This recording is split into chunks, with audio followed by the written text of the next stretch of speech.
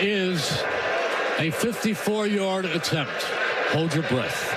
And the kick is goal! And the Eagles win. The Eagles win.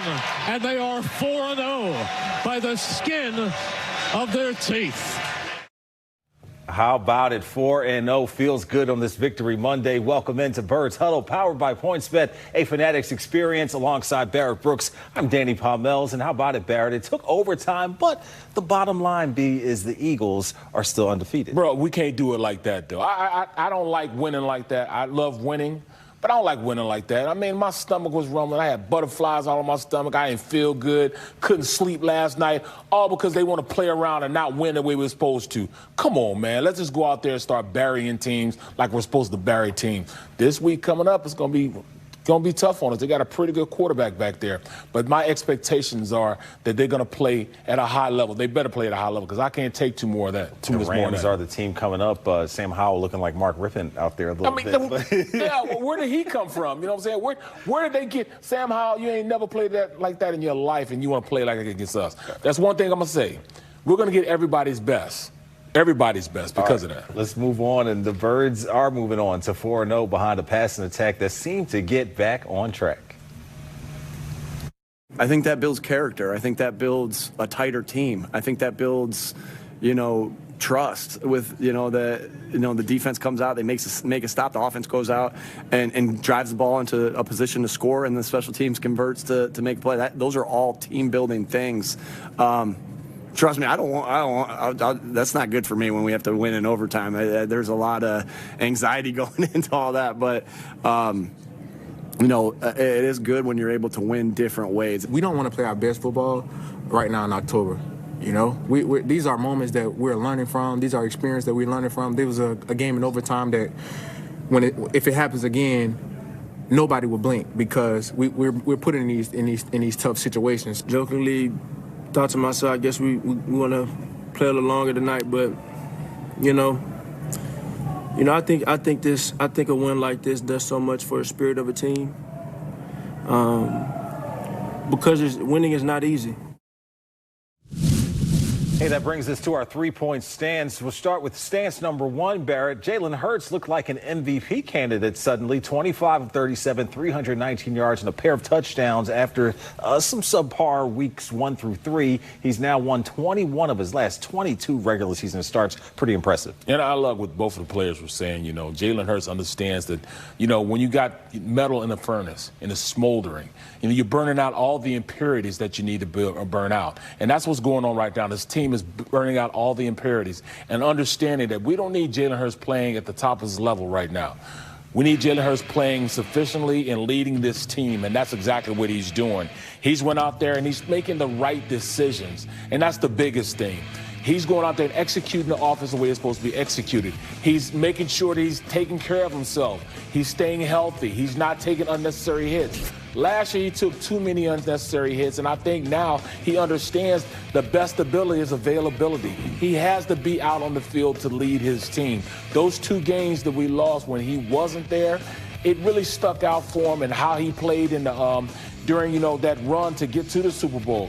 He understood that it took a lot for him to get up every day with the injuries that he had sustained in the game before. So that hit against Chicago really put him in the mindset that, all right, I'm not Superman. Mm-hmm. I got to play it at a high level. In order for me to do that is to be on the field.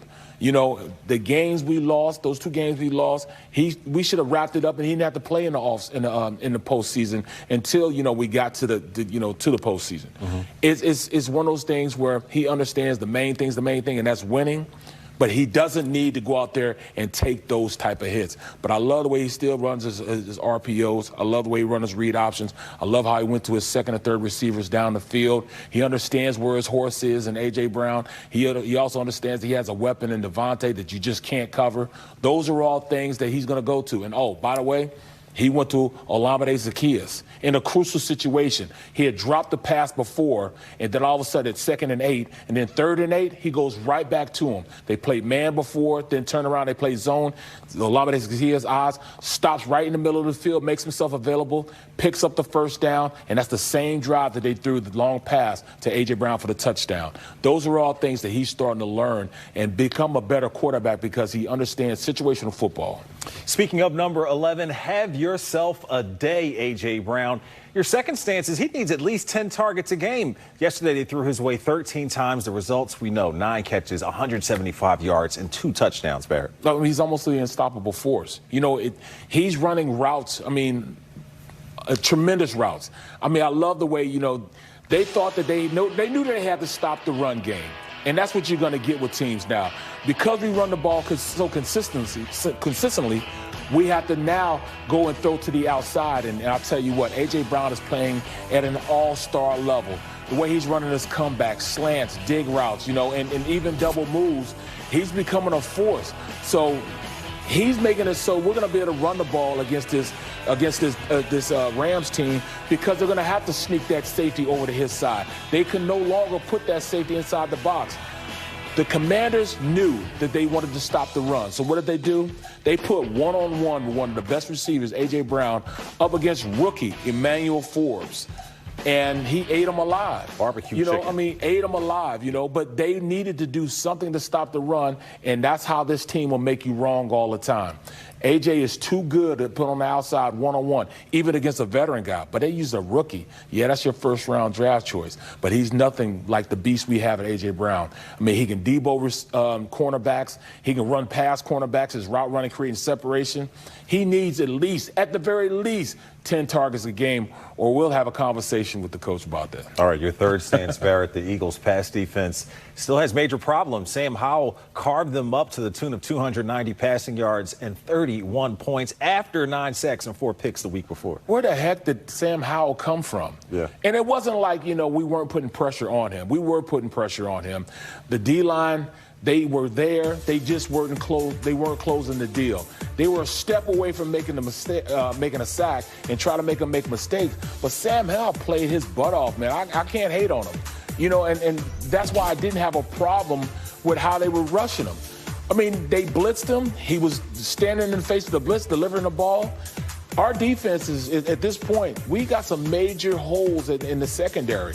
When I saw they were down Evans and Brown, though. And that's the biggest thing. Yeah. Injuries is keeping us from playing at a high level. So when I did see Slay go down, I'm like, oh, what are we going to do now? We can't afford to let anybody else get hurt. But, Evans needs to come back healthy. Brown needs to come back healthy. I need more out of the guys that are out there playing. Edmonds, I need more out of you, bro. You started the game off with penalties and not really playing at the highest level. I've seen you play it when you were with the Steelers. Let me get a little more going from you. You know what I'm saying? Let me get a little more. I need you because you're the one that's playing right now. And we need Evans to come back. We need Brown to come back. We need to find out who we're going to put in that slot position permanently. With Devontae Maddox out, right? So I really don't like, what we're doing, playing musical chairs, Josh outside sometimes, That's something I don't want to have, but you got to go out there and play with what you have. Yeah, you're right about that, Barrett. Much more Birds Huddle still to come. Here is the playbook. We've got an injury update on Cam Jurgens coming your way on the other side. How long might he be out? Plus, John Clark goes one-on-one with the guy who normally plays next to him, Lane Johnson. But we take stock of the rest of the NFC contenders and storylines as well. Stick around. Birds Huddle coming right back. Birds Huddle is powered by PointsBet, now a Fanatics experience. Check the app every day from 6 to 9 p.m. for PointsBet's Power Hour to claim your exclusive offer. PointsBet, now a Fanatics